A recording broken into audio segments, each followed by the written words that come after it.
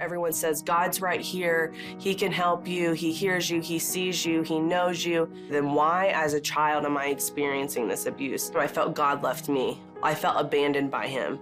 Talissa Thomas didn't always feel forsaken by God. As a child, she enjoyed going to church and prayed often. Yet, being the pastor's kid, she felt pressured to put on a good face. I felt like sometimes I was in a fishbowl where everyone was kind of like looking in on me. Like if I did something wrong, I kept it hidden because I didn't want anyone to know it or think less of me. In middle school, Talissa had even more to hide, a growing dependence on prescription drugs. It started with taking pain pills for ongoing health issues. Then, she needed Xanax to help with depression. Quickly, she depended on both. That was an escape from like what I was feeling inside. And when that high went away, then I was left with a lot of shame and guilt because I was living this double lifestyle. Then in junior high, a distant relative started physically and emotionally abusing Talissa. She asked God to make it stop, but it didn't. I felt so abandoned and so isolated. Everything I was learning about him was also further from the truth than what I was experiencing. Despite her continued dependence on prescription meds, Talissa maintained the appearance of being a good Christian, all the while growing further from God. Then at 17, while online, she discovered a new way to appease her pain: pornography. I watched my first pornography film, and then it was like endorphins being released. It was literally like the same high I felt from taking the opiate and prescription medication. I would feel that same like sensation of just calmness and just feeling good and like nothing else matters in the world.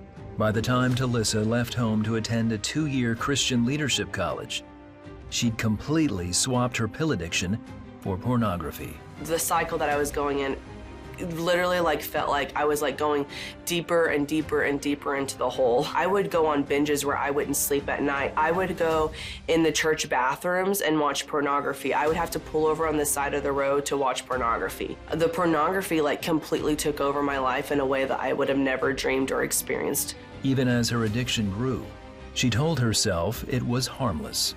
I would be like, oh, I am watching pornography, but again, I'm not sleeping around. And so it was like this whole line that I tiptoed my whole life.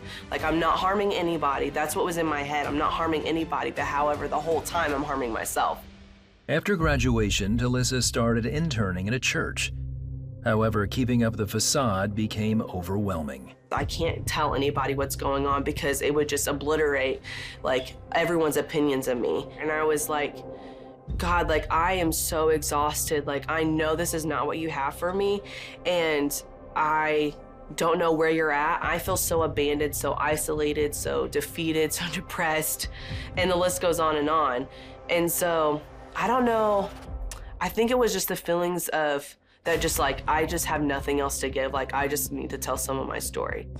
So one night, she decided to confess her addiction to her roommate, also an intern at the church. It was so scary to say and to finally admit it, but at the same time, it was kind of a sense of relief, like, oh my gosh, like I finally have told somebody like how bad this has progressed, like I didn't feel as alone. Her roommate suggested Talissa go to Mercy Multiplied, a program for women struggling with trauma and addiction. Absolutely not, because like I'm gonna need God himself to come down from heaven, appear to me in person and tell me this is what you need to do for me to do it. Talissa says that practically happened when the next Sunday God spoke to her through her pastor's message. God, for some reason, laid it on his heart to speak to women, specifically struggling in addiction and sexual addiction. And I remember sitting there in my pew and being like, he hears me. For so long, I didn't know where God was. For so long, I wondered if he saw me. And in that moment, I had never felt so seen or so loved, even in the brokenness that I was in. The next day, Talissa confessed her addiction to the church leadership.